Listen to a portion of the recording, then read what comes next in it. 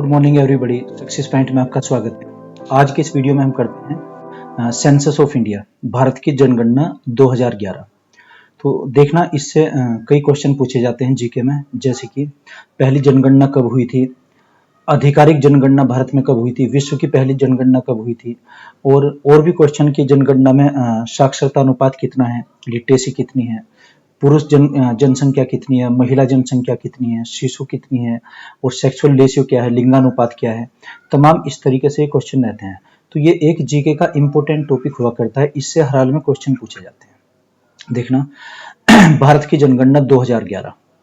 तो इसमें एक जो जनगणना आयुक्त होंगे, है ना, सेंसस कमिश्नर, वर्तमान में वो है डॉक्टर विवेक जोशी। ये इसके सबसे बड़े एक पदाधिकारी होते हैं, इनकी निगरानी में ही जनगणना होती है, सेंसस होती है। World earliest census was held in China. विश्व की जो पहली जनगणना हुई थी वो चाइना में की गई थी और सन 2 में की गई थी। AD 2, AD का मतलब एंड डोमिनी, है ना, यानी कि वर्ष 2 में की गई थी। और हमारे यहाँ जो जनगणना थी ये 1872 में और 1881 में की गई थी।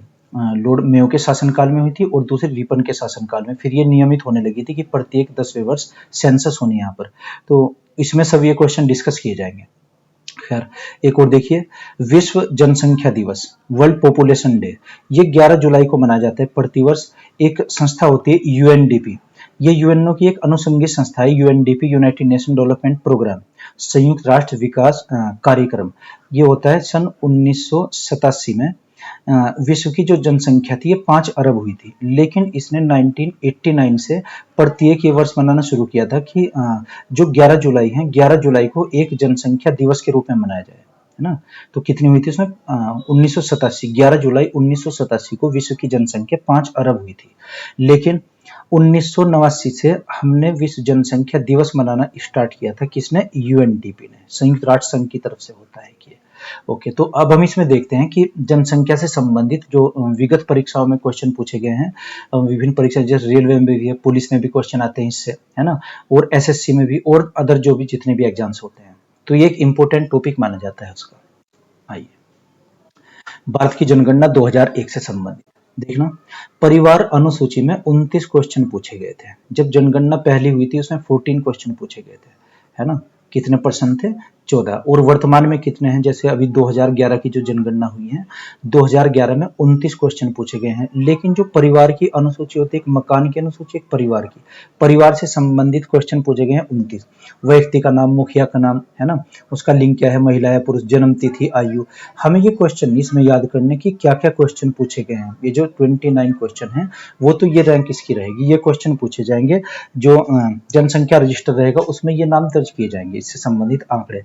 लेकिन हमें संख्या ही याद रखनी है 29, आपको ये पूरी टेबल नहीं याद करनी। देखो, ये जो हमारी जनसंख्या जनगणना है, ये अब तक 15वीं जनगणना है और स्वतंत्रता के बाद में 7वीं जनगणना है। कौन सी है? 15th, 15वीं जनगणना, और स्वतंत्रता के बाद में 7वीं 7th जनगणना है ना। ये आगे क्वेश्चन भी आएंगे। तो परिवार से संबंधित तो 29 क्वेश्चन पूछे गए हैं, लेकिन जो मकानों की अनुसूची बनाई गई है उससे संबंधित जो क्वेश्चन पूछे गए हैं वो 35 पूछे गए हैं। देखना, मकान सूचीकरण अनुसूची में 35% पूछे गए, है ना। भवन संख्या, जनगणना मकान नंबर, जनसंख्या, मकान में फर्श, दीवार या छत में है ना। ये मकानों से संबंधित कुछ क्वेश्चन होंगे। ये टोटल कितने? 35 क्वेश्चन। एक परिवार से ये क्वेश्चन पूछे जाएंगे 35। तो हमें तो इसमें क्या याद रखना है कि परिवार अनुसूची से संबंधित 29 क्वेश्चन पूछे गए हैं, 29 क्वेश्चन, और जो पहली जनगणना यहाँ पर हुई थी उसमें 14 क्वेश्चन पूछे गए थे, है ना। आगे बढ़ते हैं। तो इसमें 35 क्वेश्चन ऐसे याद रखने हैं। आगे देखिए, ये विभिन्न परीक्षाओं में पूछे गए क्वेश्चन हैं। भारत में पहली बार विधिवत जनगणना प्रारंभ कब हुई थी? 1872 में, लॉर्ड मेयो के शासनकाल में, है ना, 1872 में।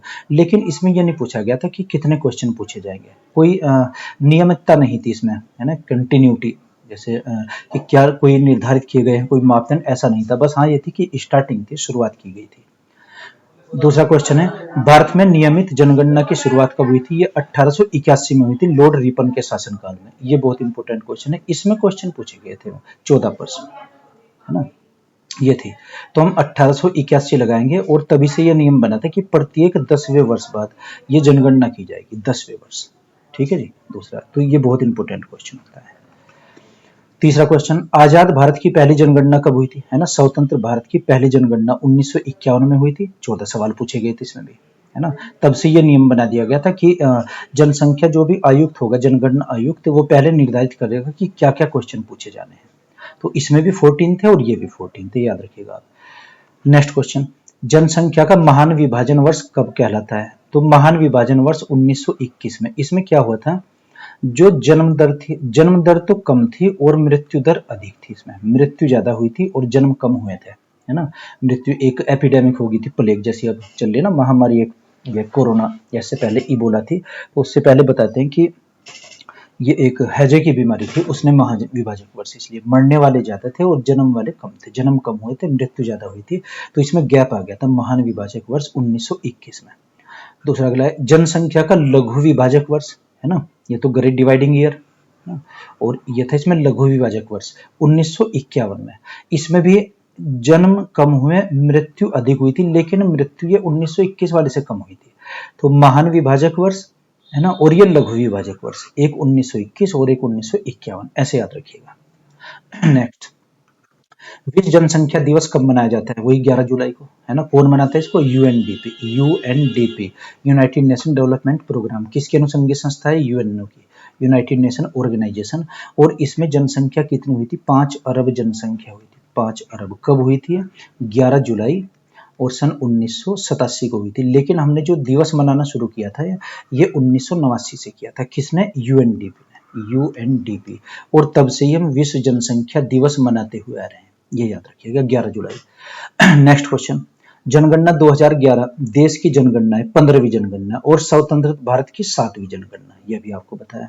8वां क्वेश्चन, जनगणना 2011 में कुल पर्सन कितने शामिल थे। देखना, परिवार से संबंधित 29 क्वेश्चन, और मकान से संबंधित, अगर ये कहना कि मकान से संबंधित कितने क्वेश्चन पूछे गए, 35 क्वेश्चन पूछे गए। तो इसमें यही इंपॉर्टेंट रहता है। और जो स्वतंत्रता के बाद में हमने पहली जनगणना की, तो उसमें कितने थे क्वेश्चन, 14 क्वेश्चन पूछे गए थे। नंबर 9, देश की कुल जनसंख्या कितनी है ना। ये थी 121.08 करोड़, यानी कि हम इसको कहेंगे 1 अरब 21 करोड़, है ना। अब तो ज्यादा हो रही है, 31 के करीब हो रही है। खैर, नेक्स्ट क्वेश्चन, विश्व की जनसंख्या का भारत में है, यानी कि भारत में विश्व की जनसंख्या का कितने प्रतिशत रहता है, 17.51%, है ना। ये 17.5 कई परीक्षाओं में पूछा गया क्वेश्चन। आगे देखिए, भारत में पुरुषों की जनसंख्या कितनी है, पुरुष और महिला, है ना। तो इसमें हम ये आंकड़े ये नहीं वाले याद करेंगे, यहाँ से हम आंकड़े करेंगे परसेंट वाले, 51.74, है ना। और तो महिलाओं की जनसंख्या कितनी, 100 में से अगर माइनस करते हैं तो 48.53। इन्हें परसेंट वाले आंकड़े हम याद करेंगे, ये नहीं याद किए जाएंगे। ओके, आगे देखिए, शिशु जनसंख्या 0 से 6 वर्ष, है ना, जो जन्म से 6 वर्ष तक की आयु के शिशु जनसंख्या कितनी है, कुल जनसंख्या का 13.6%। 10 की जनसंख्या वृद्धि, 10 के जो 10 वर्षों में, डिकेडल ग्रोथ जिसको बोलते हैं, 10 वर्ष की जनसंख्या वृद्धि दर 17.7%। ये जनसंख्या 10 वर्षों में हमारी इतनी जनसंख्या में वृद्धि हुई है।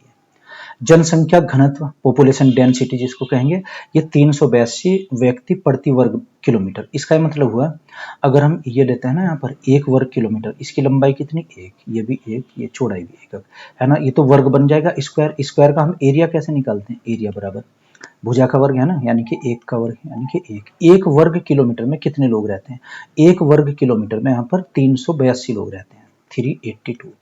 अगर एक ऐसी लंबाई चौड़ाई का बनाया जाए ना, जिसमें लंबाई कितनी, 1 किलोमीटर, चौड़ाई कितनी है, 1 किलोमीटर, तो स्क्वायर बनेगा, तो वर्ग, मैथमेटिक्स में भी पढ़ते हैं ऐसा। वर्ग का क्षेत्रफल साइड का स्क्वायर करते हैं, अगर एरिया हम निकालते हैं, तो इस वर्ग में 382 लोग रहते हैं, 382 व्यक्ति, जिसमें पुरुष भी शामिल है और महिलाएं भी शामिल है। इसको हम क्या बोलते हैं, पॉपुलेशन डेंसिटी, जनसंख्या घनत्व। आगे बढ़ते हैं, 16 क्वेश्चन, लिंगानुपात कितना है भारत का, ना, सेक्सुअल रेशियो, यानी कि 1000 अगर पुरुष हैं, 1000 मेल हैं, तो फीमेल कितनी है, 1000 पुरुषों पर फीमेल की संख्या 943 महिलाएं प्रति 1000 पुरुष। अगर 1000 पुरुष हैं तो महिलाएं कितनी है, 943, है ना, 943, और ये क्या आ जाएगा, 1000 पुरुषों पर महिलाओं की संख्या को सेक्सुअल रेशियो बोलते हैं, लिंगानुपात बोलते हैं। 1000 क्या है, मेल, और ये क्या है, 943, ये फीमेल। ठीक है जी। आगे देखिए, साक्षरता दर, साक्षरता, लिटरेसी, लिटरेसी रेट देखना, लिटरेसी किसे कहेंगे, साक्षरता। पहले ये देख लेते हैं साक्षरता होता क्या है। साक्षरता ये होगा, इसकी 3 कंडीशन होती हैं, 3 शर्त। क्या क्या 3 शर्तें होती है, नंबर 1, 2 और 3। वो किसी भाषा को बोलना जानता हो, कोई भी भाषा इसको बोलना जानता हो, है ना, जैसे हम हिंदी भाषा बोलते हैं, और संविधान की अनुसूची में होनी चाहिए वो भाषा। संविधान में हमारी कितनी भाषाएं, 22 भाषाएं, 23वीं जोड़ी जाएगी उसमें खासी भाषा, है ना, 8वीं अनुसूची में हमने पढ़ी थी की भाषाएं। संविधान में उल्लिखित कोई भी भाषा उनमें से एक को बोलना जानता हो और उसी भाषा को लिखना भी जानता हो, है ना, और उसकी आयु 7 वर्ष से अधिक होनी चाहिए, 7 वर्ष या उससे अधिक, ये 3 कंडीशन होंगी। मान लीजिए हम एक हिंदी भाषा हम बोल सकते हैं, हिंदी को हम लिख भी सकते हैं और हमारी आयु कितनी है, 7 वर्ष है, इसका मतलब हम लिटरेट हैं, हम साक्षर हो जाएंगे। देखना, शिक्षा अलग चीज होती है, साक्षरता अलग होती है। शिक्षा और साक्षरता में डिफरेंस देख लो आप, ये शिक्षा और साक्षरता। शिक्षा तो ये होगी, इसमें तो खास प्रशिक्षण दिया जाएगा, खास प्रशिक्षण, है ना, किसी भी काम का। और साक्षरता होगी जिसकी 3 शर्त होती हैं, ये वाली जो आपको बताई 3 शर्त, है ना। मान लीजिए बहुत लोग हैं जो पढ़े लिखे नहीं है लेकिन वो शिक्षित वर्ग में आते हैं। हम मान लीजिए कोई टेक्निकल वर्क जान जाए कोई, है ना, सपोज करो हम इन्वर्टर बनाना जानते हैं, हम पढ़े लिखे नहीं है लेकिन हम इन्वर्टर को बना देते हैं, बैटरी बनाना जानते हैं, उसके लिए हमें खास प्रशिक्षण दिया गया है, तो हम शिक्षित कहलाएंगे। लेकिन साक्षरता वो होगी जो पढ़ना भी जानता है, लिखना भी जानता है और उसकी आयु 7 वर्ष की, वो साक्षरता हो जाएगा। यानी कि मोस्ट अप्रोप्रिएट जो वर्ड होगा इसमें साक्षरता होगा। जैसे हम सब क्या है, हम साक्षर हैं, हम भाषा भी बोलते भी हैं, उसे लिखते भी हैं और आयु हमारी 7 वर्ष प्लस भी है। तो 17वां क्या है क्वेश्चन, साक्षरता दर कितनी है, 73, है ना, ये 73 पॉइंट समथिंग है, 9 के करीब, तो 74 भी आ जाता है कहीं पर लिखा हुआ, लगभग इतनी है, 73 74 के बीच में।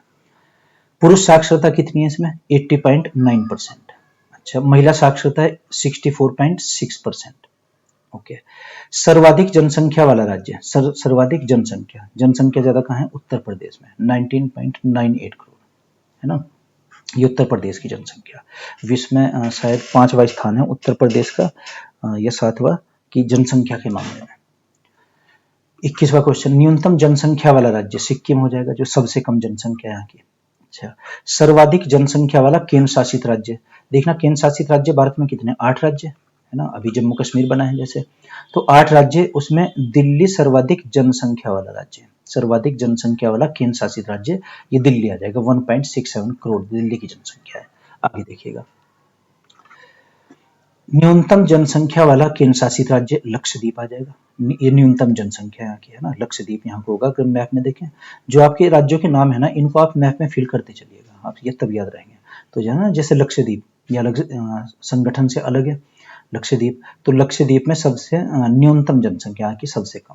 अगला क्वेश्चन है, जनसंख्या की दृष्टि से 4 बड़े राज्य कौन कौन से हैं, जैसे उत्तर प्रदेश, महाराष्ट्र, बिहार और पश्चिम बंगाल।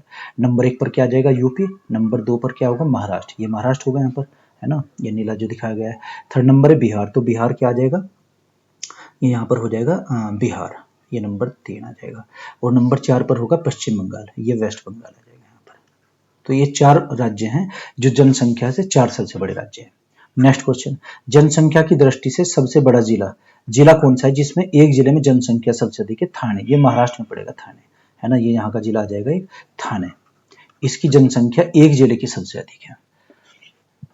पहले पश्चिम बंगाल में हुआ करता था, इससे पहले जो जनगणना थी उसमें वो था 24 परगना जिला हुआ करता था। खैर आगे देखिएगा, जनसंख्या की दृष्टि से सबसे छोटा जिला दिबांग घाटी, अरुणाचल प्रदेश में, ये अरुणाचल प्रदेश यहाँ पर नीला जो दिया गया, दिबांग घाटी इसी में पड़ेगी। गूगल में भी क्वेश्चन आता है दिबांग घाटी किस राज्य में स्थित है, तो यह अरुणाचल प्रदेश में स्थित है। ओके, नेक्स्ट क्वेश्चन, सर्वाधिक जनसंख्या घनत्व वाला जिला, जनसंख्या घनत्व आपको अभी पता है, पॉपुलेशन डेंसिटी कि 1 वर्ग किलोमीटर में कितने व्यक्ति रहते हैं, बिहार, बिहार में। ये क्वेश्चन कई बार आ गया, इससे पहले जो जनगणना थी उसमें पश्चिम बंगाल हुआ करता था आंसर इसका, तो जनसंख्या घनत्व कहाँ का सबसे अधिक है, बिहार का सबसे अधिक। नेक्स्ट क्वेश्चन, न्यूनतम जनसंख्या घनत्व वाला राज्य अरुणाचल प्रदेश, ये करेंगे, 17 व्यक्ति प्रति वर्ग किलोमीटर में रहते हैं। आगे, सर्वाधिक जनसंख्या घनत्व वाला केंद्र शासित प्रदेश दिल्ली, दिल्ली सबसे अधिक है केंद्र शासित प्रदेश। ओके, 30 क्वेश्चन है, न्यूनतम जनसंख्या घनत्व वाला केंद्र शासित प्रदेश, यूटी बताना, यूनियन टेरिटरी अंडमान निकोबार द्वीप समूह, यह आ जाएगा यहाँ पर ये अंडमान निकोबार द्वीप समूह, इस तरफ हो गया, यहाँ पर न्यूनतम जनसंख्या घनत्व है। ओके, 31 सर्वाधिक जनसंख्या घनत्व वाला जिला, एक अगर जिले की हम बात करते हैं, उत्तर पूर्वी दिल्ली, दिल्ली का एक जिला है ना, नॉर्थ ईस्ट, ये है डिस्ट्रिक्ट दिल्ली में, ये सर्वाधिक जनसंख्या घनत्व वाला जिला। न्यूनतम जनसंख्या घनत्व वाला जिला दिबांग घाटी अरुणाचल प्रदेश में। देखना ये सारे क्वेश्चन आए हुए हैं, आप इनको याद करना पड़ेगा बिल्कुल। अगला क्वेश्चन है सर्वाधिक लिंगानुपात वाला राज्य, सबसे अधिक जो सेक्सुअल रेशियो किस राज्य में? केरल में। 1084 महिलाएं प्रति 1000 पुरुष, यहाँ पुरुषों की संख्या कम है, महिलाओं की संख्या यहाँ पर अधिक है, तो केरल में हमेशा पहले नंबर पर ही रहता है। अगला क्वेश्चन है न्यूनतम लिंगानुपात वाला राज्य हरियाणा, यहाँ पर महिलाओं की संख्या 889 है और 1000 पुरुषों पर, 1000 अगर पुरुष है तो 879 इसमें महिलाएं हैं। सर्वाधिक लिंगानुपात वाले प्रति 1000 पुरुष, ये इसमें डाटा नहीं दिया हुआ है। आगे देखिए 36 न्यूनतम लिंगानुपात वाला केंद्र शासित प्रदेश दमन दीव, दमन दीव कहाँ पर पड़ेगा? ये दमन दीव है यहाँ पर, ऐसे महाराष्ट्र के गुजरात के पास आ जाएगा, है ना, इसमें केंद्र शासित प्रदेश में दमन दीव हो जाएगा। आगे क्वेश्चन सर्वाधिक लिंगानुपात वाला जिला, एक अगर जिले की हम बात करते हैं, पुदुचेरी का एक जिला है माहे, माहे में है 1176 महिलाएं प्रति 1000 पुरुषों पर। तो अगर राज्य की हम बात करते हैं तो केरल, और अगर एक जिले की बात करते हैं पांडिचेरी का एक जिला है माहे। देखना पांडिचेरी 3 राज्यों में स्थित है, एक जिला इसका है केरल में, एक राजधानी इसकी जो जिला है इसमें तमिलनाडु में, और एक इसका आ जाएगा आंध्र प्रदेश में। आगे आइएगा, अगला क्वेश्चन है न्यूनतम लिंगानुपात वाला जिला दमन, है ना, दमन दीव का एक जिला है दमन, यहाँ पर ये आ जाएगा दमन। अच्छा जी, अगला क्वेश्चन सर्वाधिक साक्षरता वाला राज्य, साक्षरता सबसे अधिक कहां पर है? केरल में 94%, पिछली बार थी 92.2%। ओके, अगला क्वेश्चन है न्यूनतम साक्षरता वाला राज्य, सबसे कम कहां है साक्षरता? बिहार में। सर्वाधिक साक्षरता वाला केंद्र शासित प्रदेश लक्षद्वीप, ये आ जाएगा लक्षद्वीप यहीं पर, है ना, ये लक्षद्वीप होगा, अलग से द्वीप समूह बना हुआ है। न्यूनतम साक्षरता वाला केंद्र शासित प्रदेश दादरा नगर हवेली, दादरा नगर हवेली यहीं पर होगा महाराष्ट्र के पास को, अलग से केंद्र शासित राज्य है। 43 सर्वाधिक साक्षरता वाला जिला, सबसे अधिक है, सर चीफ जिला है यहाँ का मिजोरम का एक जिला। देखना राज्य सबसे अधिक परसेंट में कौन सा है? केरल, है ना, और जो एक जिला का अगर नाम करें तो ये मिजोरम में आ जाएगा, सर चीफ में। मिजोरम कहाँ पर पड़ेगा जी? ये आ जाएगा आपका मिजोरम, ये यहाँ पर है सर चीफ, सर चीफ यहाँ का एक जिला होगा। ओके, न्यूनतम साक्षरता वाला जिला है ना अलीराजपुर, मध्य प्रदेश का अलीराजपुर, ये मध्य प्रदेश है यहाँ पर अलीराजपुर, ये सबसे कम साक्षरता वाला जिला है अगर जिले की बात करते हैं। आगे आइएगा, जनसंख्या की दृष्टि से 5 बड़े राज्य, 5 बड़े राज्य कौन से हैं? ये पहले भी अभी क्वेश्चन आया था। नंबर 1 पर कौन सा है? उत्तर प्रदेश, दूसरा महाराष्ट्र, तीसरा बिहार, पश्चिम बंगाल, आंध्र प्रदेश।